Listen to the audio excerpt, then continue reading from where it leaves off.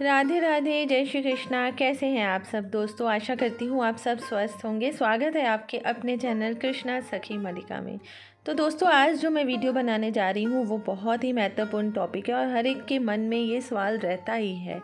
देखिए दोस्तों, जिस समाज में हम रहते हैं वहाँ पे हर चीज़ अच्छी बुरी, अच्छे लोग बुरे लोग हमेशा होते हैं।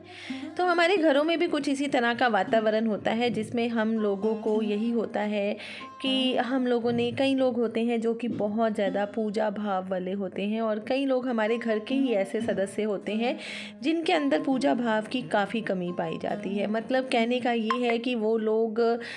शराब पीते हैं, मांस अंडा वगैरह का सेवन करते हैं, जिसकी वजह से जो आपकी पूजा होती है, जैसे कि कई लोग कहते हैं हम लड्डू गोपाल को अपने घर में लाना चाहते हैं, या जिनके घर में पहले से ही लड्डू गोपाल हैं उनकी पूजा में उनको लगता है कि विघ्न पड़ता है, क्योंकि उनके जो परिवार के सदस्य हैं जैसे कि पति है, ससुर है, या कई बार बड़े बच्चे भी होते हैं जो शराब के नशों में लग जाते हैं, मांस मदिरा वगैरह का सेवन करना शुरू कर देते हैं, जिस वजह से उनकी पूजा वगैरह का उनको मतलब कि बहुत बुरा लगता है जब वे अपने घर में लड्डू गोपाल जी को विराजमान करते हैं और उनकी सेवा नहीं वो पूरी तरह से मन से नहीं कर पाते हैं।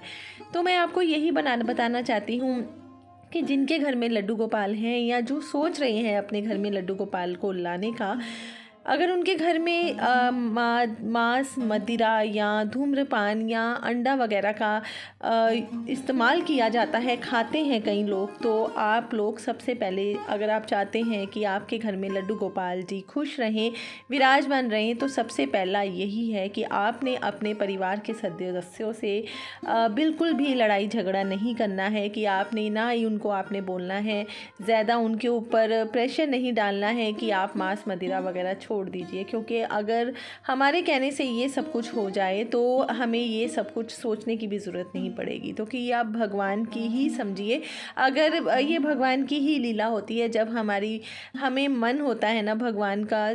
पूजा पाठ करने का, हम भगवान की सेवा करने के लिए हमेशा तत्पर रहते हैं ना, तो कुछ ऐसे माया भी हमारे साथ होती है, भगवान की ही माया आप कह सकते हैं, या हमारे कुछ कर्म होते हैं जो हमें सेवा करने के लिए आगे नहीं बढ़ने देते हैं, तो उसमें विघ्न डालते हैं। विघ्न के रूप में वो किसी भी रूप में आ जाते हैं, जैसे कि हमारे पति, बच्चों, या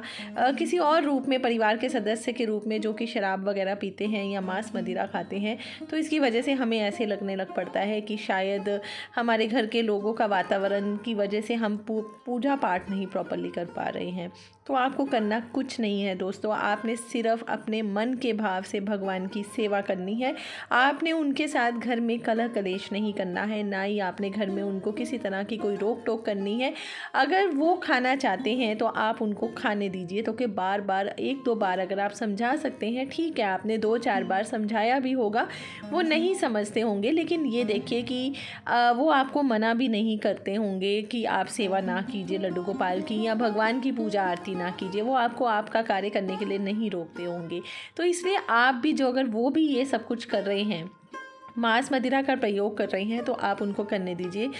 होता क्या है दोस्तों, धीरे धीरे देखिए, अगर संगति जो होती है ना, संगति बहुत ज़्यादा महत्व करती है। अगर बुरी संगति में लोग जल्दी पड़ते हैं ना, तो अगर अच्छी संगति होगी ना, तो वो भी धीरे धीरे, इंसान जो बुरा भी होता है ना, वो भी सुधरना शुरू कर देता है। अगर आप पूजा पाठ अपने मन से, पूरे दिल से करेंगे, लगन से करेंगे, और ये ना सोचिए कि उनकी वजह से हमारी पूजा पाठ में विघ्न पड़ता है, इन चीज़ों को छोड़ दीजिए और आप अपनी पूजा पाठ की ओर ध्यान दीजिए, भगवान की सेवा कीजिए जो आपको भगवान ने सेवा दी हुई है। भगवान, हम सेवा के लिए नहीं भगवान को ढूंढते हैं, भगवान स्वयं अपनी सेवा के लिए हमें चुनते हैं। तो अगर भगवान ने आपको चुना भी होगा दोस्तों, तो इसमें भी कुछ अच्छाई होगी जो आपके परिवार के लिए और आपके लिए बेहतर होगी। तो इसलिए इन सब चीज़ों को छोड़कर, इन चीज़ों को सोचना भी बंद कर दीजिए कि वो मांस मदिरा खाता है तो हमारे घर में विघ्न पड़ता है। आप इन चीज़ों को मत सोचिए, आप अपनी सेवा भाव में लगे रहिए, भगवान की सेवा कीजिए दिन नित्य रात। जो भी है, आप भगवान को जैसे स्नान करवाते हैं, भोग लगाते हैं, तैयार करते हैं, उनकी नित आरती करते हैं,